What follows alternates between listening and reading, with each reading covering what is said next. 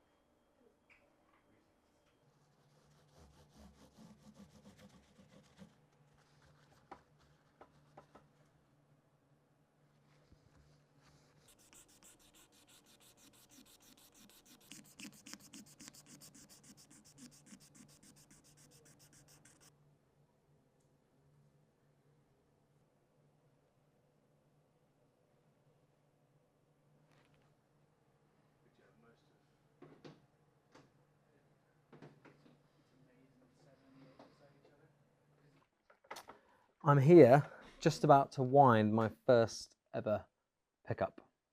So I'm quite excited, also kind of a little bit nervous. I've noticed when winding my wire on that my fingers are, from years and years of working wood, they're quite spiky. I've managed to snap this wire 3 times already, so we'll see how it goes, but I've got a feeling you might have to have slightly more officey hands for this kind of work, but let's see how it goes. I'll just talk you through very briefly what I have been taught so far. So the pickup casing itself is screwed onto the side of this machine, and I've put a couple of small screws in which I attach my wire to, which I wind round, therefore giving myself enough extra wire to do the soldering later on. I've then just wound a couple of times, well, I say a couple, 22 to be precise, 22 times round, just to start that process off. I've set my target windings at 4,800 winds. I think we're looking for I think about a 12K in this set of humbuckers. My sensei Sam did the maths, but that's the target winds anyway, 4,800. The one thing I've been told, well, the two things I've been told before I've been let loose on this is figure out the pressure with which I'm going to hold the wire, which will dictate how tight the wind is. Now, there's only so much pressure you can apply to this wire because it's extremely thin, and as I've said already, I've already snapped it 3 times. The other important thing to do is the shape of my wind. I don't want it flat. What I want is a kind of mound in the middle. Once I've got the shape, I will just be going back and forth, scattering, if you will, over that shape, and it will just build up and build up and build up. Wish me luck. I hope it doesn't snap again. Off we go.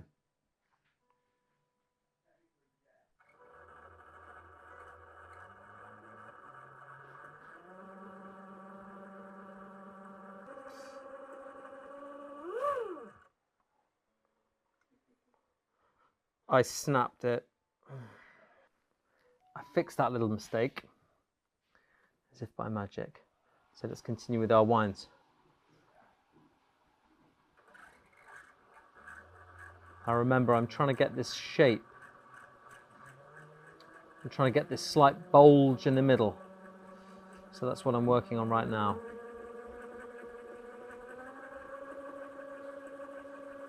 You can see this is what people are talking about when they talk about scatter winding. I'm starting to create my bulge. Let's stop and see how we're doing. Oh yeah, that's lovely. Can you see that? I'm creating a bulge in the middle. Ben is giggling sillily because I heard you say it from across the room. Because I keep saying, look at my bulge.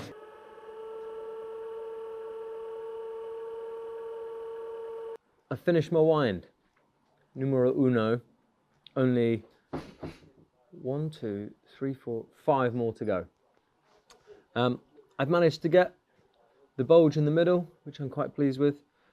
So now all I've got to do is just wind the remainder off, leaving myself enough to solder to the plate later.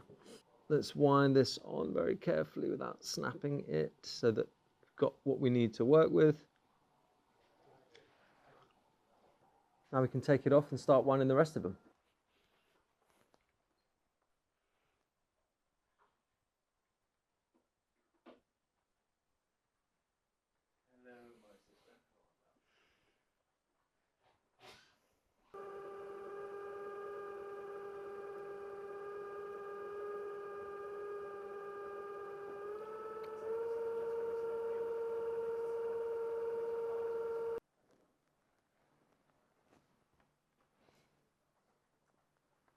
Two bobbins wound, 1 humbucker made.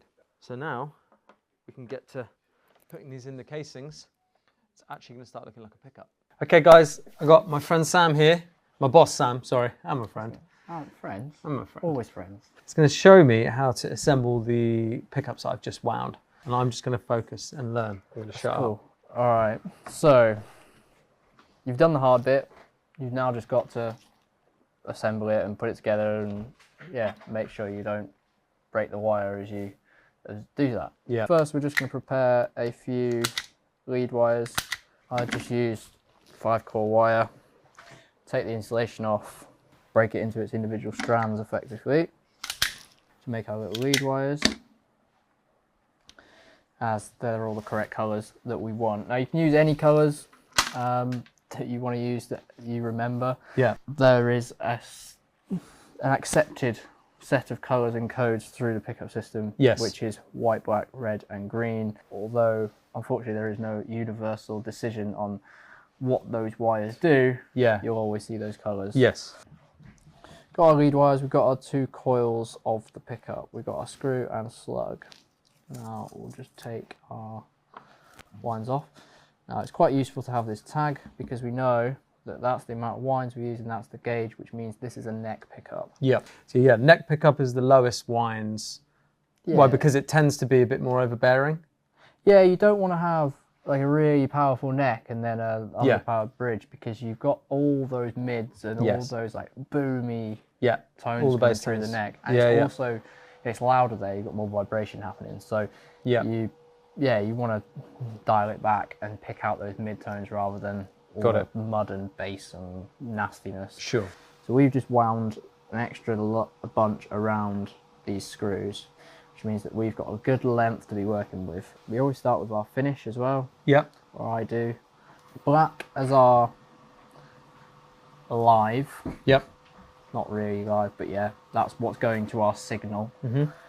We then use red and our white as which becomes the joining between the 2 coils, and then we can ground those off to split the pickup, which will just keep this coil on, and then we send green to the ground area. So if we're starting with our finishes, we'll want to use one of the white or the red. Yep. On the screw coil, we're going to use red, because when we split the pickup, we want to turn off that screw coil. And if we've got red and green together, green's already going to ground. When we split, we put the red and white to ground, so the red now goes to ground, which means red and the green are grounded off, which means you turn that coil off. Yep. Yeah, there's a lot of information. It's hard to explain. No. You're explaining fine. It's not your fault. And then we just spin the wire gently show people that around. Yeah. So we just have it crawled around nice and gently, making sure that we've got enough coming out the end to be able to then nicely assemble the pickup later down the line. Sure. And tuck it away without too much to have to tuck away inside the pickup. Before you solder and tape your lead wires is to strip both ends. Yes. You do not want to be trying to put force and pressure on this wire once you've put it in. Can I just clarify, was this the screw or the slug that you started with? This is a screw that I started with. It doesn't matter which one you start with. But yeah, it's important which wires you use. Yeah. You could at this point just put any wire on anywhere and try and remember it. Yeah, sure. But if you color code the coils now, when you come to color code your wire, your 5-core wire at the end, you just what's the point in making it different? Yeah, of course. And then I'm just heating up the wire and flowing solder over it. We build our coil up so that the wires end up at the bottom. Yes. Yeah. And that's just so these wires come out at the bottom. Got it. Yeah, that makes sense. Because this one you can put anywhere because it's your end, so you can, wrap it round or unwrap it and whatnot. But this first one, you want it to be wrapped at the bottom, as if it's wrapped at the top there. Then you've got to wrap it round and neaten it up. Yeah. No, I see. Yeah, which is why we placed them bottom side down on the winder. Yeah, exactly. Yeah. So you're going to do, again, a coil. And I tend to, if I can, leave it slightly longer still than how I want it to end up. Sometimes you can't. Sometimes you just got to wrap it to where you want it. Yeah. This I've left a couple of wraps that I can do left as a safety net again, because if this wire gets tugged at any point when you wire up the lead in the end, and you've got it super taut, you just snap it. Yeah. Then you've got to unwrap it. Every time you unwrap that tape, you risk snapping or breaking a wire in the pickup because there's residue and stickiness. If you're assembling pickups at home, it's fine. But if you're doing a set of 10 sets of pickups in your time, you want to just be efficient about it. And if one breaks, you don't want to have to rewind when you've just put all your winders away and all your winding gear. Good tip. Okay, so now it comes to checking my work and checking that I'm actually getting some kind of a signal through these pickups. So, using my multimeter, by connecting my two wires, if I am getting a reading, which I am, and it's about what I expect, it's nice and steady, it should be consistent between the two pickups. This is a much lower reading than I should be expecting from, yeah, there we go, lovely. We'll be expecting a higher reading from the bridge. This is a neck. So let's start assembling this in its case.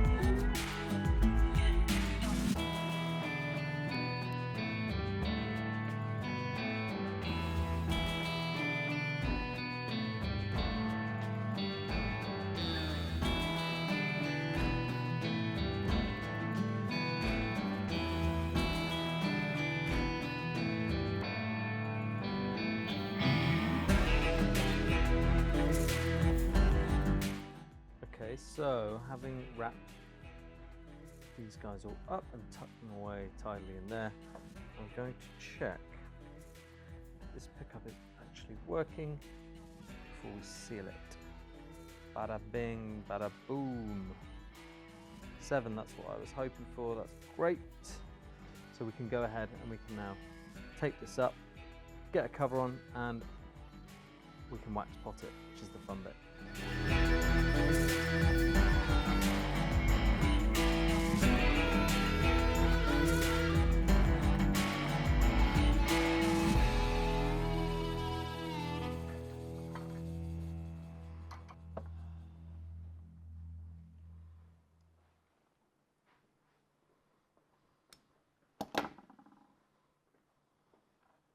Okay, so now we've soldered our wire onto the base plate, our ground onto the base plate, beg your pardon. We're going to start assembling the pickups.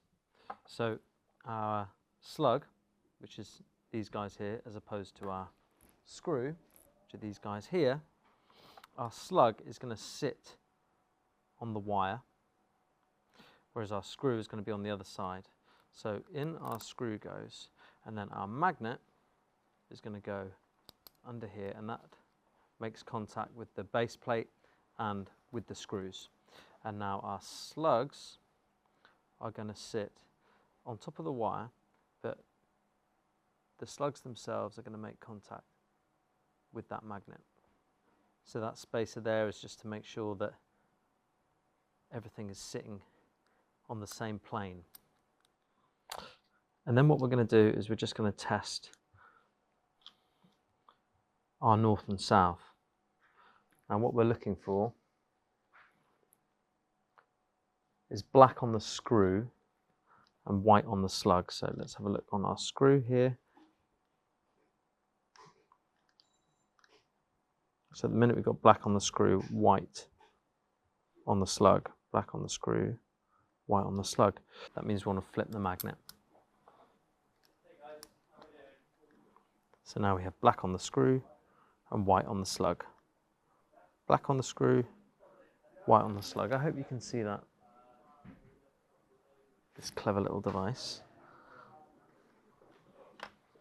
And now we're ready to join all these wires together. I'm going to start with my south pole, which is the slug, and I'm going to start my start, which is black, and then that is going to ground, which is green. So let's twist these guys. I'm then going to go to south finish, which is white, and I'm going to link that to my series link, which is red.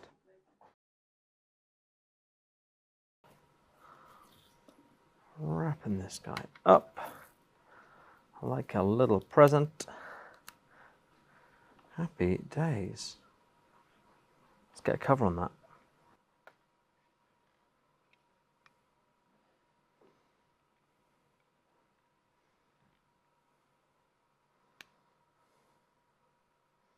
So here it is.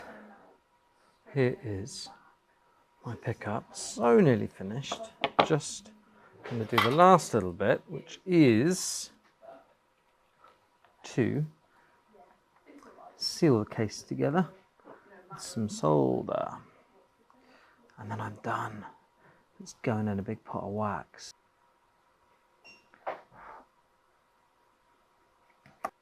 I'm going to call that done. Let's go dip it.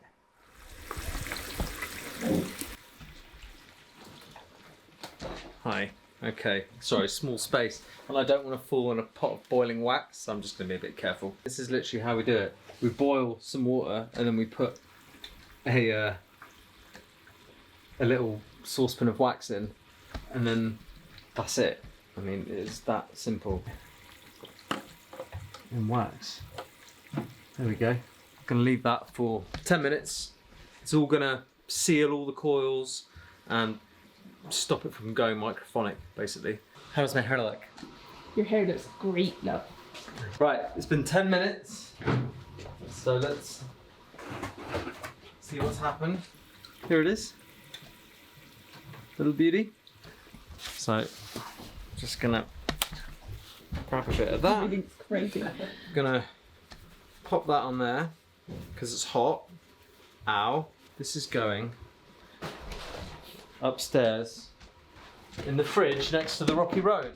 So here's the rocky road, and here's the pickup. But you have to put it next to a rocky road. Yeah, otherwise it doesn't work properly. Yeah. You want a nice smooth tone, yeah.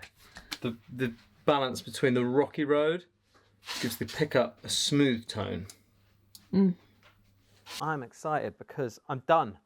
My pickups are out of the fridge and they are finished and they look proper. I know what you're saying. You're saying, what are you on about? You're not using new covers. I know that. We're using the old covers from the original Epiphone.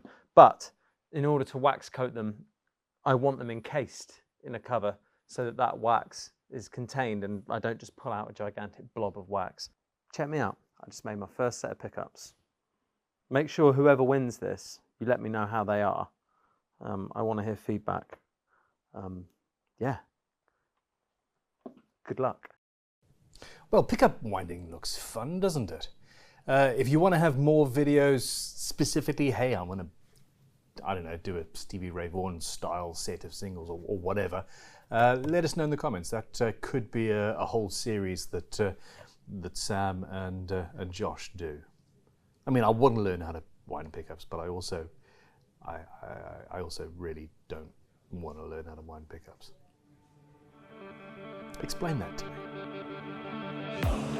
Let's scratch this up, shall we?